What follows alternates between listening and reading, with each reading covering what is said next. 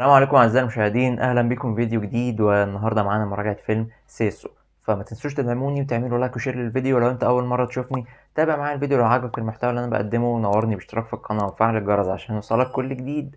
ويلا بينا نبدا. يعثر جندي سابق على كميه كبيره من الذهب ويحاول الذهاب الى المدينه لبيعها، لكنه يقع في حرب مع عده جنود نازيين بقياده ضابط متوحش من قوات الامن الخاصه. على مستوى القصه الفيلم بيقدم لنا شخصيه، مش هبقى ببالغ لو قلت ان دي واحدة من اقوى الشخصيات اللي انا شفتها قبل كده. شخصية الجندي اللي عنده قدرات حربية كبيرة جدا واللي فقد منزله وعائلته بسبب الحرب مع الروس، وده خلى نار القتل والانتقام جواه قايدة ما بتنطفيش، لدرجة ان القوات الفنلندية اصلا فقدوا الامل فيه، لان هو بقى ما بيسمعش الكلام. هو كل الغاية بتاعته هي الانتقام، ما بيسمعش كلام اصلا القيادات بتاعته. ما كانش فيه غير حل واحد، ان هم يطلقوا سراح. فهم سابوه بقى، فقالوا له خلاص انت يعني روح شوف نصيبك. وجهوا له مهمة واحدة، ان هو يمشي ورا الروس ويشوف القوات دي عاملة ايه ويحاول يقتل منهم اللي يقدر عليه. وهو وجه كامل حياته لاصطياد الحملات الروسية وقتل منهم ما يزيد عن 300 جندي روسي. فيا له من تقديم رائع لشخصية قوية جدا. أحلى بقى من التقديم، يعني أنت قاعد أصلا بتشوف بقى كلام الناس عليه والتقديم اللي تقدم له والتقديم الجميل كمان. أنت يعني حاجة بتوحي بشخصية قوية جدا. فلما بتيجي الشخصية وبتشوف بقى الحاجات اللي هو بيعملها بتلاقي لا فعلا ده يعني هو يستاهل كل الكلام اللي كان بيتقال عليه ده. هو فعلا ممكن لو دورنا وراه نلاقيه هو الجد الأكبر لجون ويك. يعني هو الراجل ده بعد ما خلص الحرب دي مثلا خلف وبدأت بقى النسل بتاعه يكبر، لغاية ما وصل في الآخر إن مثلا حفيده جون ويك. فعادي دي حاجة أنا ممكن أصدقها، لأن هما يعني في تشابه رهيب بينهم. وحتى ان الشخصية دي يعني تستحق سلسلة افلام خاصة بيها، او على الاقل نشوفها في حاجة تانية، لان خسارة ان شخصية بالقوة دي تندفن في فيلم واحد بس. واما عن طريقة سرد القصة فالفيلم كان فيه بعض اللحظات اللي ممكن تكون مملة يعني، بس الفيلم عمل حركة ذكية لمحاربة اي ملل يكون موجود فيه، وهو تقسيم القصة على اجزاء. يعني كل جزء من الفيلم كده انت بتشوف حاجة معينة في كل جزء من الفيلم، وده قلل شوية من الملل اللي كان ممكن يبقى موجود. في نقطة بقى موجودة في الفيلم، يعني يمكن أصلا الناس اللي اتفرجت على الفيلم ما خدتش بالها من الموضوع ده، ولكن هي بالنسبة لي سببت لي بعض الفصلان اللي كان موجود، وهي نقطة اللغة. قصة الفيلم المفروض إن هي بتدور في الأراضي الفنلندية، تمام، ودي دولة مستقلة ليها اللغة الخاصة بتاعتها. وكمان في شخصيات نازية موجودة معانا، والنازيين دول ألمان فبيتكلموا ألماني.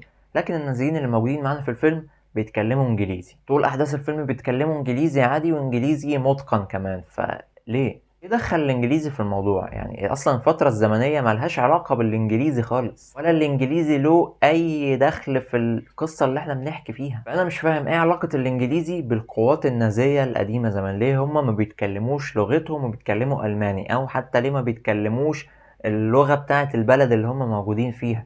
او ليه حتى ما بيتكلموش اي لغة تانية احنا ما نفهمهاش ويفهمونا ان ده الماني وخلاص؟ والنقطة دي على قد ما هي عادية وممكن ما تعملش اي مشكلة للناس، ولكن هي بالنسبة لي سببت لي بعض الفصلان، لان انا بقيت مش مقتنع بالناس دي ان هم المان. وكمان على مدار الفيلم كان فيه بعض المبالغات، وده يودينا للكلام عن الاخراج. الفيلم من كتابة واخراج جالماري هيلانديز، ويا رب اكون بنطق الاسم صح. الراجل ده هو مخرج شاب فنلندي. طبعا ما شفتلوش اي حاجة قبل كده، ولكن من اللي انا شفته في الفيلم ده فهو واضح من هو يعني ان هو من الناس المجانين بعالم الفن، وحاول يعمل شوية حاجات مجنونة جوه الفيلم. واتوقع ان ربما يكون ليه مستقبل كويس في عالم الاخراج. الفيلم دموي على فكرة، وفيه مشاهد قتل وتفجير وشوية حاجات دموية كده ممكن متبقاش مناسبة للناس اللي بتقرا. خلونا بقى نتكلم عن بعض المبالغات الإخراجية اللي حصلت في الفيلم، اللي وصلت لحد الأفورة. يعني في بعض الحاجات كده المخرج لا انت أفورت فيها جامد، كان ممكن تتعمل بصورة أفضل من كده. يعني مثلا فيلم جون ويك فيه برضو بعض المبالغات، ولكن هي بتتنقل لك في أفضل صورة ممكنة. بيحاول يتوضح لك أسباب ليه ده بيحصل، ممكن برضو انت ما تقتنعش بيها، ولكن هم بيعملوا أقصى ما عندهم عشان ينقلوها لك يعني بصورة طبيعية. لكن هنا في الفيلم كان في بعض الحاجات اللي كانت اوفر شوية، يعني حاجات كانت تستحق تتعرض بصورة افضل من كده عشان تبقى ملائمة اكتر للاجواء. عموما في اخر الفيديو يعني هتكلم شويه عن حاجات المبالغات الاخراجيه دي بحرق عشان الناس اللي لسه ما شافتش الفيلم. اما عن الاداء التمثيلي فبطل الفيلم معانا جورما توميلي. طبعا انا ما اعرفوش وما شفتلوش اي حاجه قبل كده، لكن الراجل ده ممكن نقول ان هو اتكلم في الفيلم جمله واحده فقط، او اتكلم في مشهد واحد فقط.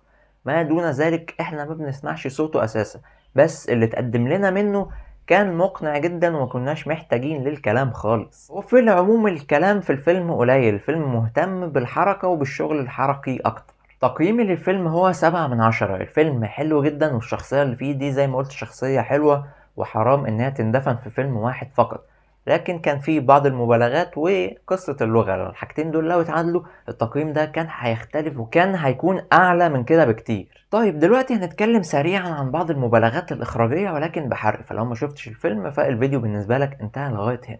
شخصية البطل اللي موجودة معانا في الفيلم طبعا هي شخصية قوية واتكلمت عنها طول الفيديو. احنا شفناه في بعض المشاهد يعني بيعمل حاجات غريبة شوية، يعني في مشهد ولع في نفسه عشان الكلاب ما تجريش وراه. هو اي نعم نط في المية بعديها، ولكن المدة اللي ولع في نفسه فيها دي ممكن تأذيه جدا. ليه بتخليه يولع في نفسه؟ خليه يا عم يجري ينط في المية على طول وهتيجي نفس المفعول بتاع المشهد عادي. كمان لما نط في المية نط فضل قاعد في المية شوية حلوين يعني لغاية ما الناس فكروه مات ونزلوا عشان يجيبوا الدهب منه.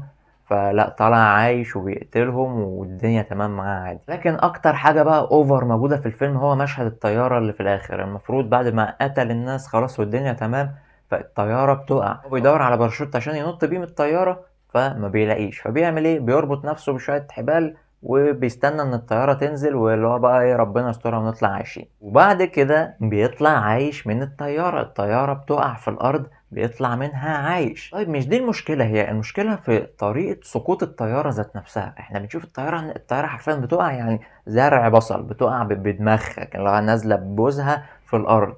ماشي، انت كمخرج كان ممكن تعمل المشهد ده بدل ما هي تنزل على طول في الارض كده المفروض اساسا تنفجر، ما تخليها تنزل اللي هو سنة سنة سنة وتنزل في الارض تحك شوية كويسين خالص، والارض برضو تبقى طينية فما تنفجرش والشغل ده.